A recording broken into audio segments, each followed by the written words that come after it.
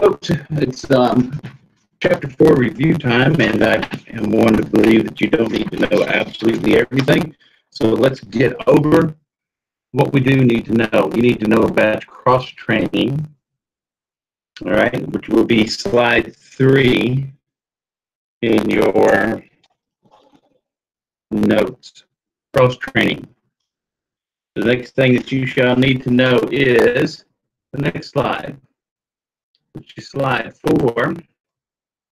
You will need to know and recall 8 of the 10 principles of conditioning. No, this is not a word bank. This is recall. So learn 8 out of 10 of them. If you need a mnemonic device, come by and visit, and we will find some way to help you remember 8 out of 10 of these. Okay. So let's go all the way down to 13. And it's about flexibility. You will have several of these questions about flexibility, such as, does flexibility result in uncoordinated movement? You'll need to certainly know this.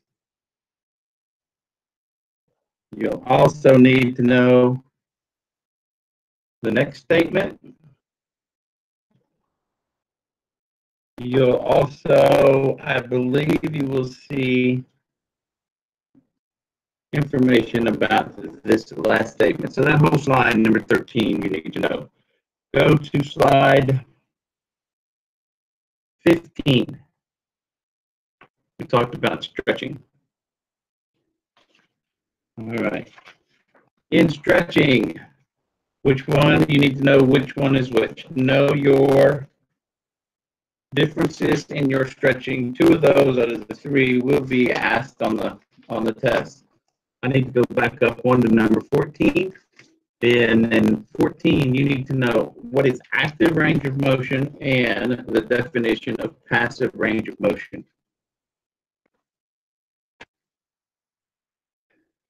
Well, 15 has all 3 of them on it, now that I see that.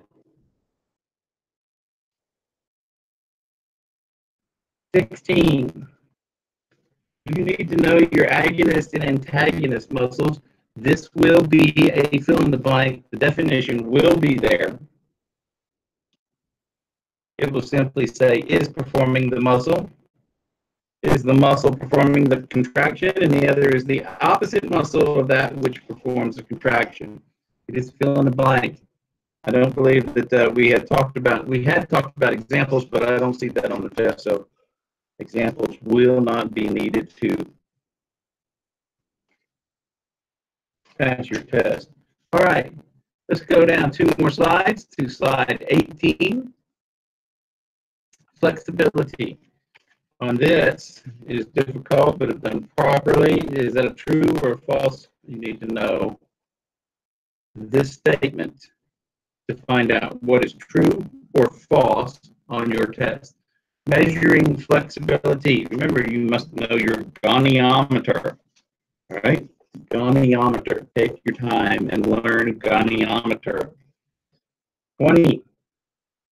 Muscular contractions. There is a difference between strength and endurance, and you must know that.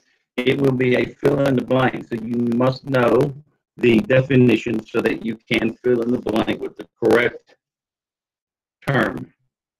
All right. 20. 21. There's a lot of stuff of 21. And so types of contractions. You need to know all 3 types of contractions. Each are given in a multiple choice. Each will be expected of you to know. That's 21 and slide number 22. This is pretty important. Yeah. Hypertrophy. Hypertrophy. Enlargement of a muscle caused by an increase in the size of its cells in response to training is called hypertrophy. And if you know hypertrophy, then you certainly should know atrophy. That is also on the exam. The very next slide is talking about overtraining. And you need to know what are the symptoms of overtraining. It is not a fill in the blank, but you do need to know them. All right? Good. So almost done. 25, reversibility. Know that it takes as little as 48 hours for you to begin atrophy or reversibility. Atrophy from inactivity may begin in as little as 48 hours. PREs.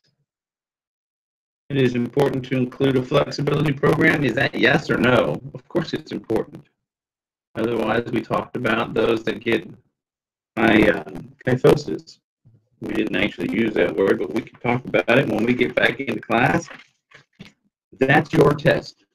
Start now and study long, and you will be done with this in no